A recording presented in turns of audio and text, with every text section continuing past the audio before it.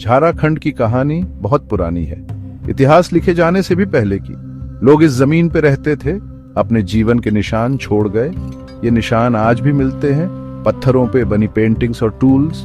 ये हमें बताते हैं पुराने जमाने के बारे में, पाषाण युग के बारे में। पुराने झारखंड के लोग औजार इस्तेमाल करते थे पत्थर के, फिर उन्होंने तांबा इस्तेमाल करना सीखा, ये था ताम्रपाषाण युग। फिर उन्होंने लोहा इस्तेमाल किया, ये था लौह युग।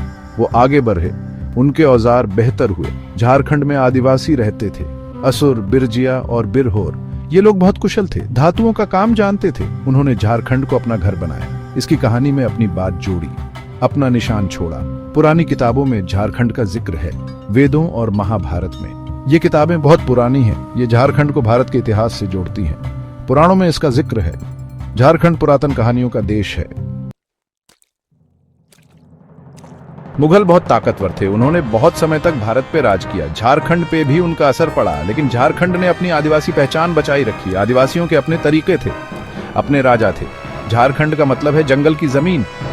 ये हमें बताता है इस जमीन के बारे में, यहाँ के लोगों के बारे में। आदिवासी जंगलों में रहते थे, जंगल उनका घर था।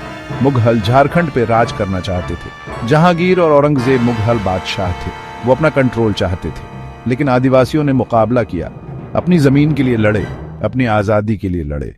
मुगलों के समय में झारखंड में बदलाव आया, लेकिन इसने अपनी पहचान बचाई रखी। ये जंगलों का देश था, आदिवासियों का देश था। अंग्रेज भारत आए, उन्हें सत्ता चाहिए थी। उन्होंने झारखंड पे कब्जा कर लिया, इसे बंगाल प्रेसिडेंसी का हिस्सा बना दिया। बाद में झारखंड बिहार का हिस्सा बन गया।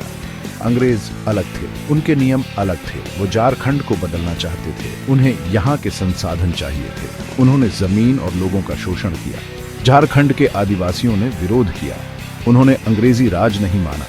वो अंग्रेजों के खिलाफ उठ खड़े हुए, कई विद्रोह हुए। इन विद्रोहों ने आदिवासियों की ताकत दिखाई। चुआर विद्रोह आजादी की लड़ाई थी। कोल विद्रोह ने अंग्रेजी हुकूमत को चुनौती दी। सिद्धू और कान्हू के नेतृत्व में संथाल विद्रोह ने अंग्रेजी साम्राज्य को हिला के रख दिया। बिरसा मुंडा ने उलगुलान का नेतृत्व किया। ये लोग हीरो थे, अपनी जमीन के लिए लड़े, अपने हुकूक के लिए लड़े। 1947 में भारत आजाद हुआ। आजाद झारखंड का सपना जिंदा था। लोग अलग राज्य चाहते थे, अपना शासन खुद चलाना चाहते थे, अपनी पहचान बचाना चाहते थे। झारखंड आंदोलन मजबूत हुआ, हर वर्ग के लोग इसमें शामिल हुए। सबका एक ही लक्ष्य था, एक बेहतर भविष्य। उन्होंने अलग राज्य की मांग की। 15 नवंबर 2000 को झारखंड का जन्म हुआ।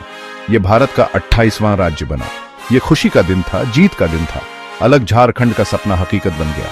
झारखंड संभावनाओं वाला राज्य है। यहाँ खनिज संपदा है, विविध संस्कृति है, गौरवशाली इतिहास है।